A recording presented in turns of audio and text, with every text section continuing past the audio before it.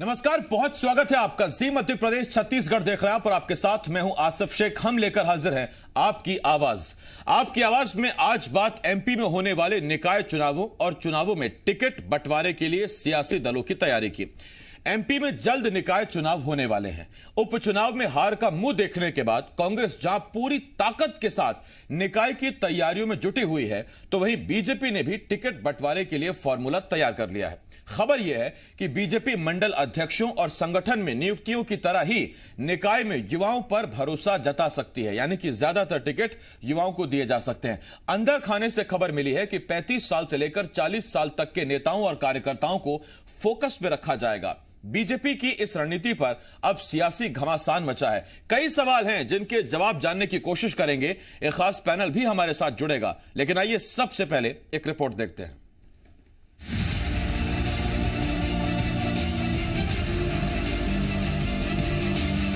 MP में जल्द होने वाले निकाय चुनाव के लिए दोनों बड़े सियासी दलों ने तैयारियां शुरू कर दी। उपचुनाव में मात खाने वाली कांग्रेस जहां निकाय के लिए पूरी ताकत लगा रही है, तो वहीं बीजेपी भी एक बार फिर निकायों पर जीत का नगाड़ा बजाने को तैयार है। ऐसे में सबसे बड़ा सवाल यह है कि सियासी दल इस बार टिकट वितरण का फॉर्मूला कैसे तय करेंगे। इसी पर खबर यह है कि मंडल अध्यक्षों और संगठन में युवाओं को मौका देने वाली बीजेपी निकाय चुनावों में भी युवाओं को मौका देने पर गंभीरता से विचार कर रही है। अंदर खाने विचार चल रहा है कि इस बार के चुनाव में 35 से 40 साल के कार्यकर्ताओं को ज्यादा मौके दिए जाएंगे और साथ ही जिन जगहों पर बड़े नामों का टोटा है, वहां 50 साल तक के नेताओं को मौका दिया जा सकता है। हालांकि एक तरफ जहां बीजेपी इसे युवाओं को मौका देने और आगे बढ़ाने का कदम बता रही है, तो वहीं कांग्रेस बीजेपी पर उनकी नकल करने का आरोप लगा रही है। उसमें हमने निर्देश भी दिए हैं कि आप पार्षद जो रहता है उसकी आयु निश्चित रूप से, जो हमारा नौजवान साथी वार्डों में काम करता है, कांग्रेस पार्टी का झंडा उठाता है, बूथ पे कांग्रेस की लड़ाई लड़ता है, उसको अवसर मिलना चाहिए वो पार्षद का चुनाव लड़ने का। देखिए, उनको भी लग रहा है कि कांग्रेस पार्टी ने जिस तरह से नौजवानों की पैरवी करी है, तो कहीं ऐसा ना हो कि कांग्रेस बाजी मार ले जाए इस चुनाव में। जहां तक आपका मूल प्रश्न है नगर निकाय चुनाव के संदर्भ में, निश्चित रूप से भारतीय जनता पार्टी नवाचार में विश्वास करती है, नव प्रयोग में विश्वास करती है। और इस समय चूंकि हम लोग भविष्य की भाजपा गढ़ने के काल में चल रहे हैं, तो निश्चित रूप से इस बार भरपूर अवसर दिया जाएगा नए चेहरों को, क्षमतावान चेहरों को, जो संगठन के प्रति निष्ठा रखते हैं। दरअसल ये खबर ऐसे वक्त में आई है जब प्रदेश अध्यक्ष वीडी शर्मा ने 2 दिन पहले ही निकाय चुनावों की तैयारी को लेकर चुनाव संचालन समिति की पहली बैठक ली थी। सवाल यह है, क्या ये विचार या फॉर्मूला इसी बैठक में तय हुआ था? वीडी शर्मा का दावा है कि निकाय में भी बीजेपी को बड़ी जीत मिलेगी। पहले 16 नगर निगम थे, वो तो हम जीतेंगे ही। नगर पालिकाओं में भी, नगर परिषदों में भी जहां पहले नहीं जीते उनको भी जीतेंगे, और ऐतिहासिक सीटों के साथ नगर निकाय चुनाव की तैयारी भारतीय जनता पार्टी है। आपको बता दें कि 3 मार्च को एमपी में मतदाता सूची फाइनल हो जाएगी और उसके फौरन बाद चुनाव आयोग आचार संहिता लगा सकता है। एमपी में कुल 16 नगर निगमों, 98 नगर पालिकाओं और 294 परिषदों के लिए चुनाव होने। इंदौर से शैलेंद्र भदौरिया के साथ संदीप भमरकर, जी मीडिया, भोपाल।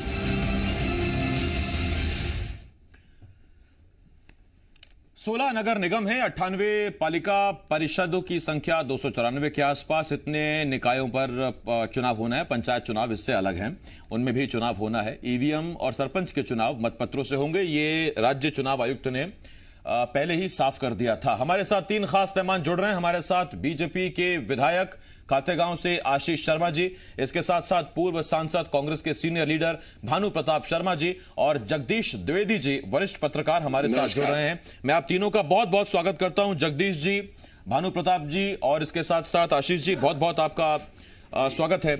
सबसे पहला सवाल आशीष जी आपसे। आशीष जी, आप भी युवा हैं, पार्टी के विधायक हैं। अच्छी बात है अगर पार्टी युवाओं को आगे बढ़ा रही है, लेकिन सबसे बड़ा सवाल यह है, युवाओं को आगे बढ़ाएंगे, उनको कैसे मनाएंगे जो इस कैटेगरी से बाहर हैं, जिन्हें हम सीनियर कहते हैं और आजकल वो पार्टी को आंख भी दिखा रहे हैं? देखिए, कोई कैटेगरी आवाज गई। भारतीय जनता पार्टी नगरीय निकाय के चुनाव में भी अच्छा प्रदर्शन करेगी। पहले भी अच्छा प्रदर्शन हमने किया है। हमने प्रयास ये करता है भारतीय जनता पार्टी का संगठन की नए और पुराने कार्यकर्ताओं का सामंजस्य बनाकर जिम्मेदारियां दी जाए। हमने मंडल अध्यक्षों को के लिए जो उम्र की समय सीमा तय की थी उसके अनुरूप हमने मंडल अध्यक्षों को जिम्मेदारी दी और उसका परिणाम निकलकर सामने आ रहा है कि बहुत अच्छे से संगठन हमारा पूरे मध्य प्रदेश में इस समय चल रहा है। इसका तात्पर्य ये नहीं है कि हम बुजुर्गों को नजरअंदाज कर रहे हैं या उन्हें छोड़ा जाएगा। जहां तक चुनाव जीतने की बात होती है उसके लिए कई सारी चीजें देखी जाती है। वार्ड में कौन कार्यकर्ता कितने समय से एक्टिव है, उसकी छवि कैसी है, उसका संपर्क कैसा है, वो पार्टी के प्रति कितना निष्ठावान है, जन समस्याओं के प्रति उसका क्या नजरिया रहता है और सबसे बड़ी बात उसकी जीतने की संभावना कितने प्रतिशत है। इन सब संभावनाओं को ध्यान रखते हुए भारतीय जनता पार्टी आने वाले समय में नगर निगम, पालिकाएं, पंचायतों में पार्षद से लेकर अध्यक्ष और महापौर के टिकट का वितरण करेगी।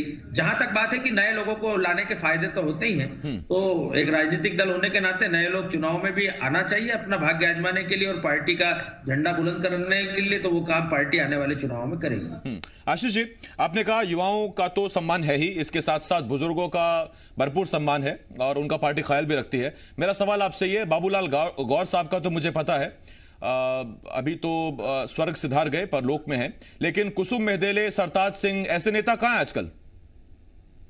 देखिए, सब नेता भारतीय जनता पार्टी में ही हैं, कहीं नहीं गए हैं और भारतीय जनता पार्टी में उनकी जो इस समय भूमिका है वो चल रही है। ऐसा नहीं है कि उन्हें पूरी तरह से नजरअंदाज कर दिया गया है।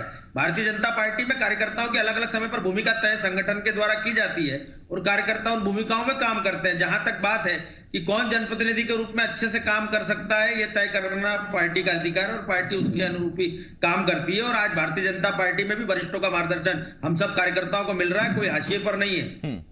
ठीक, मैं आपके पास आ रहा हूं सर। देखिए, ये आपकी पार्टी का फैसला है, किसको टिकट देना है आपका अधिकार है, बाकी सवाल पूछना जनता का अधिकार है। हम भी सवाल पूछ सकते हैं। आशीष जी, मैं लौटता हूं उस पर आपके पास। भानु प्रताप जी, आपके पास आ रहा हूं। भानु प्रताप जी, युवाओं को सम्मान मिले, युवा सत्ता को आगे लेकर चले, ऐसी ही कुछ मांग सिंधिया समर्थक उस दौर में कर रहे थे, लेकिन तरजीह दी गई कमलनाथ को और फिर उसके बाद जो हुआ वो पूरा मध्य प्रदेश जानता है।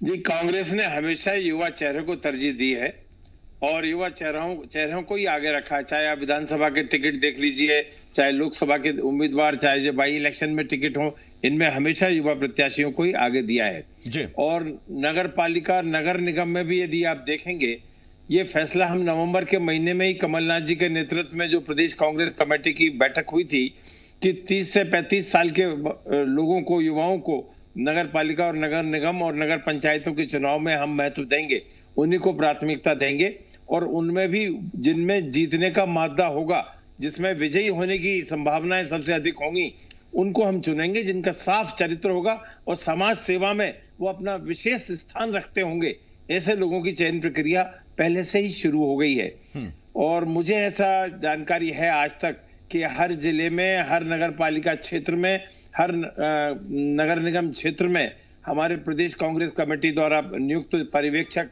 पहुंचकर कार्यकर्ताओं से चर्चा प्रारंभ कर दी है और प्रारंभिक आकलन उन क्षेत्रों का, उन नगर पालिका क्षेत्रों का, उन नगर निगम क्षेत्रों का, नगर पंचायत क्षेत्रों का लेना शुरू हो गया है। ठीक, प्रताप भानु जी, मेरा आपसे एक छोटा सवाल और भी है सर। कांग्रेस कार्यकर्ताओं में अंदर खाने ये बात भी चल रही है कि पता नहीं बीजेपी में तो युवाओं को टिकट मिले ना मिले, लेकिन हमारे यहाँ क्या स्थिति होगी जब युवा कांग्रेस के अध्यक्ष का चुनाव होता है तो भूरिया जी के सुपुत्र हैं विक्रांत, वो बाजी मार ले जाते हैं, वो बन जाते हैं और उसके बाद फिर बीजेपी आरोप लगाती यही तो है वंशवाद जिसका विरोध करते हैं।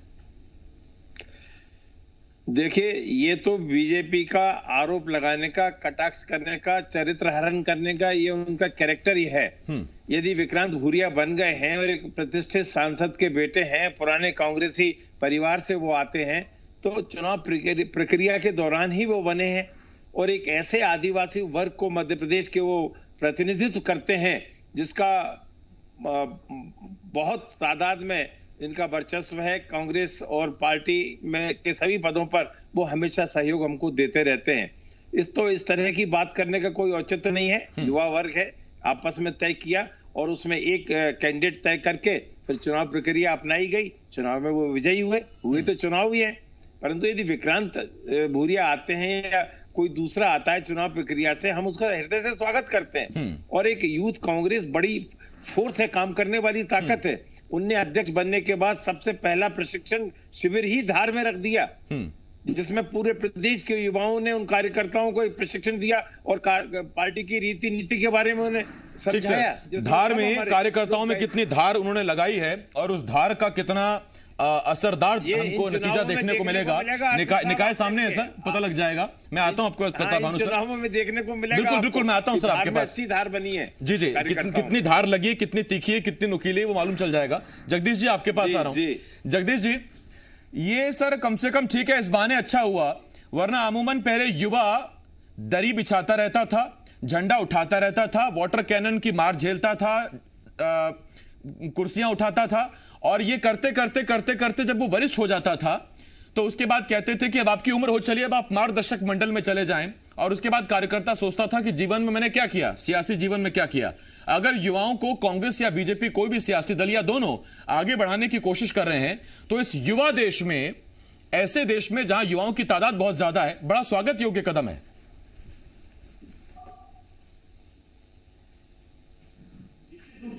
स्वागत योग्य कदम है। और दूसरा मेरा कहना है इसमें आसिफ ये भी है कि राजनीतिक दलों की मजबूरी है, जो आपने कहा, क्योंकि पूर्व के काल में ये होता रहा है। बीजेपी की जहां तक हम बात करें, क्योंकि बीजेपी इस समय देश की सबसे बड़ी पार्टी है, केंद्र में भी सत्ता में काबिज है, मध्य प्रदेश में भी सत्ता में काबिज है। भाजपा में पीढ़ी परिवर्तन का दौर चल रहा है, और पीढ़ी परिवर्तन के दौर की वजह से ही आपने देखा होगा कि इस बार जो जिलों के अध्यक्ष बनाए गए उसमें बहुत सारे अध्यक्ष ऐसे बनाए गए जो 40 साल से कम के थे। अभी जो संचालन समिति की बीजेपी की बैठक हुई उसमें 2 तरह के फैसले बीजेपी ने किए। निश्चित रूप से उन्होंने किया, उन्होंने 50-50% में टिकटों को बांट दिया। उन्होंने तय कर दिया कि 30 से 45 साल की उम्र को 50% टिकट और 45 से 55 साल वालों को 50% टिकट। और उसके बाद अगर कोई इससे ज्यादा उम्र का आता है तो वो जीतने की प्रबल संभावनाओं को लेके आएगा। ये युवाओं के लिए निश्चित ही राहत देने की खबर है। और राजनीतिक दलों की जिस बात को, या कांग्रेस जिस तरह से युवाओं को टिकट दे रही है, क्योंकि युवाओं को राजनीति में जिस तरह का महत्व मिलना था, मैं बिल्कुल सहमत हूं, उस तरह का महत्व पहले कभी नहीं मिला। अब बीच का एक दौर ऐसा आया है कि राजनीतिक दलों की मजबूरियां हो गई है, क्योंकि सबसे बड़ी बात जो राजनीतिक दल समझ रहे हैं, जिस तरह के सर्वे राजनीतिक दलों ने कराए हैं, वो सर्वे उनको चिंता में डालने वाले हैं कि युवाओं का बहुत तेजी से राजनीति से युवाओं में विकर्षण हो रहा है, वितृष्णा हो रही है, युवा राजनीति से दूर हो रहा है। वो नहीं चाहता राजनीति में आना, क्योंकि राजनीति में अब जो दरवाजे हैं वो निश्चित रूप से बीजेपी हो या कांग्रेस, ज्यादातर युवाओं को ये पता है कि ये राजनीति वंशवाद की हो गई है। नेता का बेटा ही नेता पहले बनेगा, आम कार्यकर्ता को उस पोजीशन तक आने में 15 से 20 साल लग जाएंगे। तो इसीलिए ये अब युवाओं के चेहरे तराशे जा रहे हैं ताकि एक नई पौध खड़ी हो सके।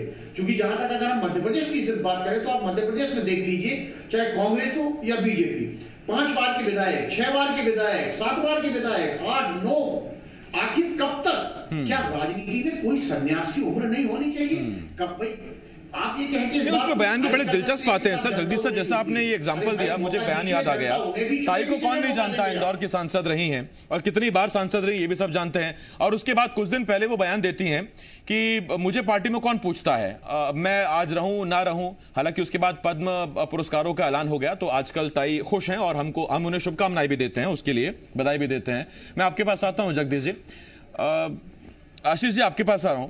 आशीष जी, आपसे एक छोटा सवाल पूछ रहा हूं। सर, लकीर की फकीर तो बीजेपी है नहीं, तो ये क्या सेट क्राइटेरिया है क्या कि 50% मिलेगा 35 से 40 साल वालों को और बाकी 50% मिलेगी 45 से 50 साल वालों को? या इसमें फिर विनेबिलिटी फैक्टर, जातिगत समीकरण, इलाके में पहचान, क्योंकि ये तो गली मोहल्ले नाली का चुनाव होता है सर, तो इसमें ये सब चीजें भी देखी जाएंगी? देखिए, ऐसा कोई क्राइटेरिया पार्टी ने जहां तक मेरी जानकारी तय नहीं किया है। भारतीय जनता पार्टी में कार्यकर्ता निर्माण की प्रक्रिया सतत चलती रहती है। हमें अनुभवी कार्यकर्ता भी चाहिए, हमें उन संस्थाओं को संभालने की जिम्मेदारी अच्छे से निभा ले, पूरे टीम वर्क के साथ काम कर सके। क्योंकि आपको पता होगा, नगर पंचायतें हो, पालिकाएं हो या निगम हो, बहुत सारे पार्षद आते हैं चुनकर, कोई निर्दलीय आता है, कोई विपक्षी दल बड़ी संख्या में जीत के आ जाते हैं। तो ऐसी सब संस्थाओं में जो टिककर और अपने क्षमताओं का पूरा उपयोग करते हुए निर्विवाद रूप से इन संस्थाओं को चला सके, मध्य प्रदेश की सरकार और केंद्र सरकार के साथ विकास में अपने नगर को आगे ले जा सके, ऐसे व्यक्ति का चयन हम करेंगे। और इसके लिए स्वाभाविक तौर पर ये सही हो सकता है। ये सवाल आशीष जी मैंने आपसे इसलिए पूछा क्योंकि जिस एज क्राइटेरिया को आधार बनाकर बाबूलाल गौर, कुसुम मेहदेले, सरताज सिंह, इनसे इस्तीफे ले लिए जाते हैं, उसी उम्र के उसी युवा कैटेगरी के अनूपपुर से बिसाऊलाल सिंह मंत्री भी हो जाते हैं, विधायक भी हो जाते हैं। तो मैं वही पता करना चाह रहा था कि अवसर देखकर कैसे होगा ये।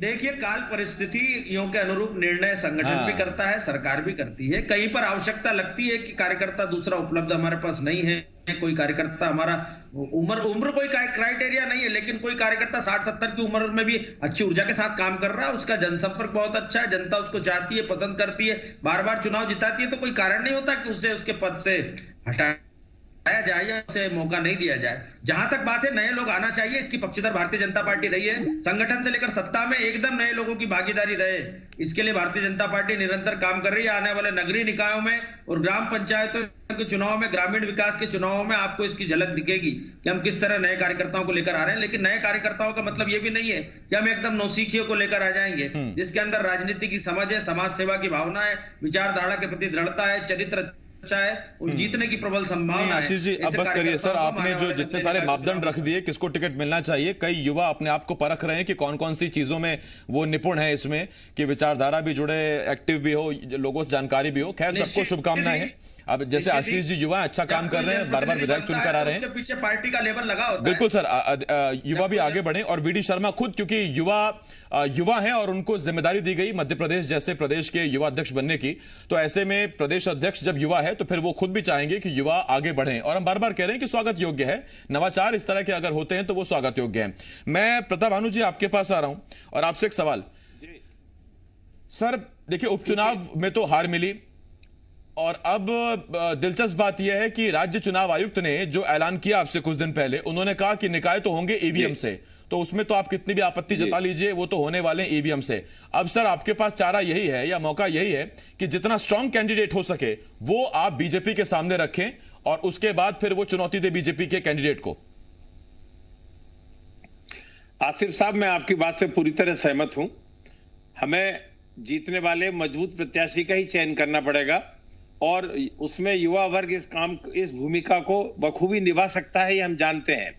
और उस प्रत्याशी का या उस युवा वर्ग के व्यक्ति का ये जिम्मेदारी होगी कि वो ज्यादा से ज्यादा वोट अपने पक्ष में डलवाए, चाहे वो ईवीएम से चुनाव हो, चाहे मतपत्र से हो। यदि वो कामयाब हो गया अपने वोट डलवाने में तो उसे कोई फर्क नहीं पड़ेगा, वो जीत के वहां से आएगा। ये मैं अपने अनुभव के आधार पर कह सकता हूं। और युवा वर्ग में व्यक्तिगत तौर पर आपको ईवीएम पर शक नहीं है प्रताप भानु सर? नहीं, अब देखिए, इसमें तो हम लोग वाच रखेंगे। शक तो है, जिस तरह से जीत हुई है, जिस तरह से वोटिंग पैटर्न बढ़ा है, जिस तरह से इसमें वोटिंग प्रतिशत बढ़ा है, उपचुनाव में भी हमने देखा। हमारे एक छोटा सा उदाहरण में आधे मिनट के लिए आपको बताना चाहूंगा।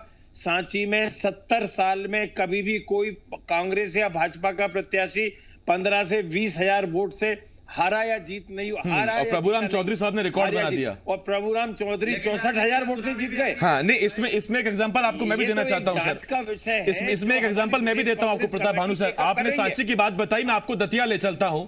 दतिया में इमरती देवी का दावा था कि कलेक्टर को कहलवा देंगे तो जिता देंगे, सरकार जो कह देगी वो हो जाएगा। इमरती देवी हार गई सर ईवीएम के होते हुए। पर देखिए, सरकार ने इमरती देवी के दूसरा पहलू भी तो देखो आप कि सरकार प्रशासन का कैसे दुरुपयोग करती है। इस बारे में इमरती देवी कॉन्फिडेंट थी और उस कॉन्फिडेंस में वो हार गई। पर एक बात तो उजागर हो गई ना कि सरकार इन चुनाव में अपने प्रशासन का कितना दुरुपयोग करती है, फर्जी मतदान करवाने में, ज्यादा मतदान करवाने में, ईवीएम में हेराफेरी करने में, हैकिंग करने में।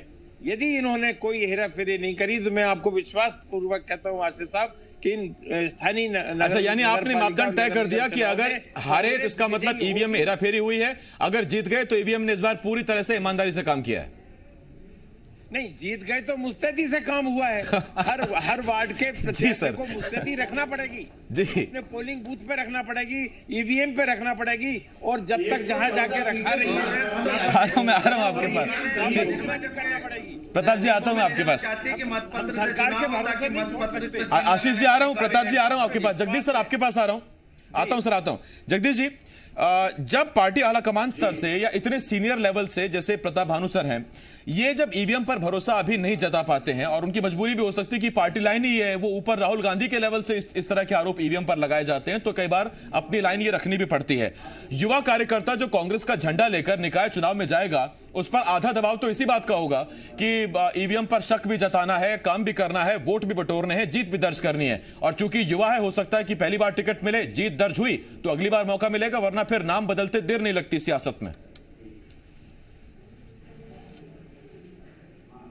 देखिए, सबसे पहली चीज तो मैं कहना चाहूंगा इस मामले में कि ईवीएम पर भरोसा करना चाहिए, ऐसा मेरा व्यक्तिगत मानना है। कांग्रेस क्या मानती है, बाकी लोग क्या मानते हैं, चूंकि यही वो ईवीएम है जो राजस्थान में कांग्रेस की सरकार बनवाती है, यही वो ईवीएम है जो दो साल पहले मध्य प्रदेश में कमलनाथ की सरकार बनवाती है, बगल के प्रदेश छत्तीसगढ़ में है जो छत्तीसगढ़ में कांग्रेस की सरकार भारी बहुमत से बनवाती है। तो जब मेरा मानना यह है कि सवाल तब क्यों नहीं खड़े किए जाते, सरकार बन जाती है, सवाल तब क्यों खड़े किए जाते हैं जब आप असफल हो जाते हैं, आपकी सरकार नहीं बन पाती। भाई, अगर आप ईवीएम पे सवाल खड़े करना है तो छत्तीसगढ़ में भी करिए, राजस्थान में भी करिए, लेकिन वहां इस तरह के सवाल खड़े नहीं होते। सियासत सर अवसर पर बयान देती है, मेरे पास वक्त खत्म हो गया सर, लेकिन इतना जरूर है कि सियासत में ऐसे ऐसे दिलचस्प बयान भी आते हैं। जगदीश सर, आपको भी याद होगा, कांग्रेस के कई नेताओं से जब ये सवाल पूछा गया कि राजस्थान में आपकी सरकार बन गई ईवीएम से, छत्तीसगढ़ में आपकी सरकार बन गई, एमपी में आपको ज्यादा सीटें मिल गई, तो वो कहते हैं कि दरअसल ये तो 2019 से पहले टेस्ट करके देखा गया था कि कोई शक ना करे, तो थोड़ी सीटें बांट दी गई, थोड़े प्रदेश बांट दिए गए। इस तरह के भी दिलचस्प बयान निकलकर सामने आते हैं। खैर, बड़ी शुभकामनाएं आशीष जी आपको भी और प्रताप भानु सर आपको भी। आशीष जी का जोश, प्रताप जी का होश अपनी अपनी पार्टी को फायदा दिलाएगा।